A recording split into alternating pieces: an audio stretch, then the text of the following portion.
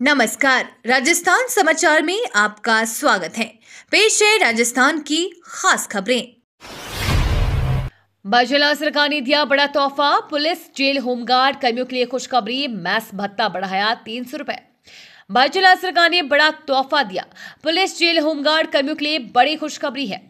Mess भत्ता 300 रुपए बढ़ाया है। Constable, head constable, assistant SI, inspector का भत्ता बढ़ा दिया है। 2400 से बढ़ाकर 2700 रुपए किया गया है।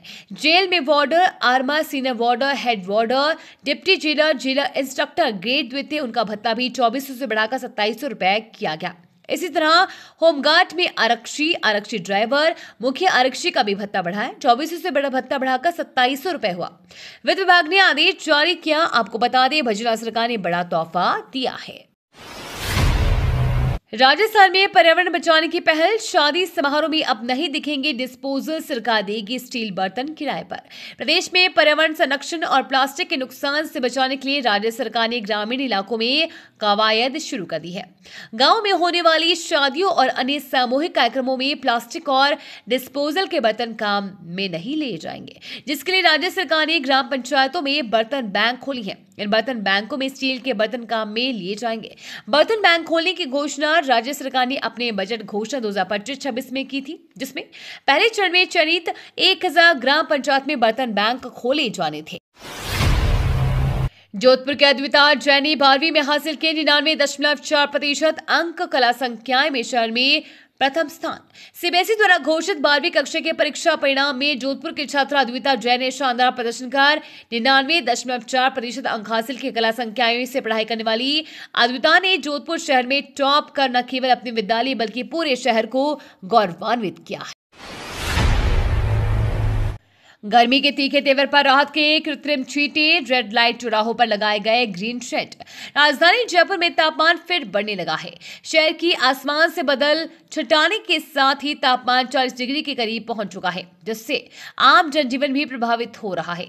हालांकि चिलचिलाती धूप से राहगीरों और वाहन चालकों को राहत दिलाने के लिए नगर निगम प्रशासन की ओर से कई नवाचार किए जा रहे हैं। एक तरफ एंटी स्मोक गन के जरिए छिड़काव करवाया जा रहा है, वहीं जिन चौराहों पर 1 मिनट से अधिक की रेड लाइट होती है वहां वाहन चालकों के लिए ग्रीन शेड लगवाए गए हैं। गौशाला में गायों को गर्मी से राहत देने के लिए दमकलों से पानी का छिड़काव भी करवाया जाएगा। सामाजिक सुरक्षा पेंशन योजनाओं के वार्षिक भौतिक सत्यापन की अवधि 31 मई तक बढ़ाई। सामाजिक न्याय एवं अधिकारिता विभाग ने वर्ष 2025 के लिए सामाजिक सुरक्षा पेंशन योजना के अंतर्गत लाभार्थियों की वार्षिक भौतिक सत्यापन की अवधि को बढ़ाकर 31 मई कर दिया है।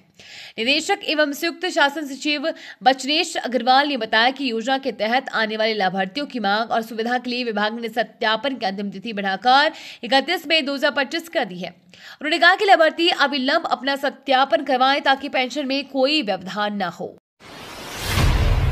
जयपुर कथक केंद्र में समर कैंप 15 मई से बच्चों को मिलेगा शास्त्रीय और लोक नृत्य का प्रशिक्षण। जयपुर कथक केंद्र में आगामी 15 मई से 15 जून 2025 तक समर कैंप का आयोजन किया जा रहा है, जिसमें कथक नृत्य एवं लोक नृत्य की कक्षाएं आयोजित की जाएंगी। ये कक्षाएं प्रातः 9 से 11 बजे तक संचालित होंगी। जयपुर कथक केंद्र के सचिव श्रुति मिश्रा ने बताया कि इस शिविर का उद्देश्य बच्चों के सर्वांगीण विकास के साथ साथ भारतीय नृत्य कला को प्रोत्साहित करना है। समर कैंप में प्रतिभागियों को कथक का प्रशिक्षण चेतन कुमार जवड़ा, मोहित और विदुषी द्वारा प्रदान किया जाएगा, जबकि लोक नृत्य की शिक्षा सिमरन अग्रवाल देगी। बेटी के जन्म पर लगेंगे 11 पौधे, सोहेला में अभियान शुरू। राजस्थान राज्य विधिक सेवा प्राधिकरण की योजना सृजन की सुरक्षा के तहत ग्राम पंचायत सोहेला को चुना गया है। इस योजना का उद्देश्य महिलाओं को सशक्त बनाना, बालिकाओं को प्रोत्साहित करना, उनके खिलाफ अपराधों में कमी लाना और पर्यावरण संरक्षण को बढ़ावा देना है। योजना के तहत हर बेटी के जन्म पर 11 पौधे लगाए जाएंगे।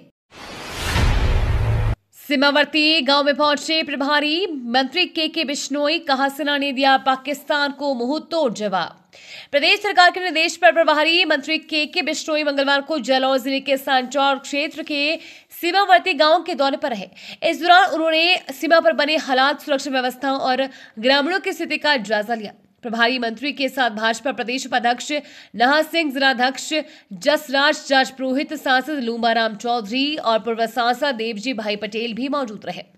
सभी नेताओं ने सीमावर्ती गांव सरवाना, खेजड़ियाड़ी, वेडिया आदि का दौरा कर जनसंपर्क किया और स्थानीय लोगों से संवाद भी किया। नामी बुक फेस्टिवल 2025 में नजर आई जोधपुर गार्डन में सूर्यनगरी की झलक। दक्षिणी कोरिया के नामी द्वीप पर अंतर्राष्ट्रीय बाल पुस्तक महोत्सव में महाराणागढ़ म्यूजियम ट्रस्ट, सारंग सृजन जोधपुर व नामी आइसलैंड आर्ट्स एंड एजुकेशन दक्षिण कोरिया के संयुक्त तत्वाधान में जोधपुर गार्डन का आयोजन हुआ। दक्षिण कोरिया में भारत के राजदूत अमित कुमार ने जोधपुर गार्डन आयोजन की शुरुआत की। महाराणगढ़ म्यूजियम ट्रस्ट के प्रशासनिक अधिकारी कर्नल अजय सिंह शेखावत ने बताया कि दक्षिणी कोरिया के नामी द्वीप में आयोजित नामी बुक फेस्टिवल 2025 में भारत को अतिथि देश के रूप में आमंत्रित किया गया। भारतीय सेना का मनोबल बढ़ाने के उद्देश्य के लिए भाजपा निकालेगी तिरंगा यात्रा, कांग्रेस पहले ही निकाल चुकी। भारतीय सेना के मनोबल बढ़ाने के लिए उद्देश्य से भाजपा तिरंगा यात्रा निकालने जा रही है। ये यात्रा 15 मई को राजधानी जयपुर में निकलेगी। भाजपा इसे गैर राजनीतिक कार्यक्रम का रूप दे रही है, जिससे आम जन के साथ कांग्रेस को भी आमंत्रित किया गया है। हालांकि कांग्रेस 7 दिन पहले ही तिरंगा यात्रा निकाल चुकी है। इधर तिरंगा यात्रा की तैयारियों को लेकर मंगलवार को भाजपा कार्यालय पर बैठक हुई। बूंदी टनल के पास 18 हेक्टेयर में विकसित होगा नगर वन, मिलेगा शुद्ध वातावरण। खूबसूरत वादियों में बसी छोटी काशी बूंदी के प्राकृतिक सौंदर्य में यहां बनने वाली नगर वन की सौगात और जुड़ने वाली है। वन विभाग राष्ट्रीय राजमार्ग 52 स्थित टनल के पास 18 हेक्टेयर वन क्षेत्र को नगर वन के रूप में विकसित करने की तैयारी में है। इसके तहत कांटी अस्तोली वनखंड में टनल के बाहर कोटा की ओर के बूंदी शहर के नजदीकी जंगल को चुना गया है। राजभवन पहुंची छत्रपति संभाजी महाराज अश्वारूढ़ प्रतिमा, राज्यपाल ने माल्यार्पण करके स्वागत किया। छत्रपति संभाजी महाराज की अश्वारूढ़ प्रतिमा के साथ भव्य शोभा यात्रा मंगलवार सुबह जयपुर स्थित राजभवन पहुंची। इस अवसर पर राज्यपाल हरिभाऊ बागड़े ने शोभा यात्रा का आत्मीय स्वागत किया और प्रतिमा पर माल्यार्पण कर पुष्प अर्पित किए। ये शोभा यात्रा नासिक से प्रारंभ हुई थी और दिल्ली होते हुए जयपुर पहुंची है। राजभवन में मंगलवार को छत्रपति संभाजी महाराज जयंती अवसर और उत्सव हर्षोल्लास के साथ मनाया जाएगा। समारोह के दौरान राज्यपाल बागड़े ने नासिक से आई अश्वारूढ़ प्रतिमा की विधिवत पूजा अर्चना की और शोभा यात्रा का अभिनंदन किया। जयपुर जिला कलेक्टर ने शहर को स्वच्छ और सुंदर बनाने के लिए दिए 10 सख्त निर्देश। जयपुर जिला पर्यावरण समिति की महत्वपूर्ण बैठक मंगलवार को जिला कलेक्टर डॉक्टर जितेंद्र कुमार सोनी की अध्यक्षता में कलेक्ट्रेट सभागार में आयोजित हुई। बैठक में शहर के पर्यावरण संरक्षण, स्वच्छता और सौंदर्यीकरण को लेकर कई ठोस निर्णय लिया गया। कलेक्टर ने 10 प्रमुख निर्देश जारी किए, जिनका उद्देश्य जयपुर को अधिक हरा भरा, स्वच्छ और टिकाऊ बनाना है। रणथंभौर में बाघ के हमले से सरिस्का में अलर्ट, गर्मी में बदल रहा वन्य जीवों का स्वभाव, नजदीक न जाएं। रणथंभौर टाइगर रिजर्व में बाघ के हमले से मारे गए रेंजर की घटना ने जंगल में दहशत फैला दी है। इसका असर सरिस्का टाइगर रिजर्व में तैनात वन्य कर्मियों तक भी आया है। इसी को लेकर अलर्ट किया गया है कि पेट्रोलिंग के दौरान बेहद सावधानी बरतें। गर्मी में बाघों का स्वभाव बदल रहा है, वो झाड़ू में आराम करते हैं, ऐसे में उनके नजदीक न पहुंचे, अन्यथा वो अपने बचाव में हमला करते हैं। आदमपुर एयरबेस पर S-400 डिफेंस सिस्टम के साथ पीएम मोदी पाकिस्तान को दे दी सीधी चेतावनी। ऑपरेशन सिंदूर के बाद प्रधानमंत्री नरेंद्र मोदी मंगलवार को पंजाब के आदमपुर एयरबेस पहुंचे। एयरबेस पर पीएम मोदी ने सेना के जवानों को संबोधित किया और उनके समर्पण की तारीफ की। इस एयरबेस से प्रधानमंत्री मोदी ने पाकिस्तान को कड़ा संदेश देते हुए कहा कि आतंकवाद के खिलाफ भारत की लक्ष्मण रेखा अब बिल्कुल स्पष्ट है। अगर अब कोई और आतंकी हमला हुआ तो भारत कड़ा जवाब देगा। ये जवाब हम अपनी शर्तों और अपने समय पर देंगे।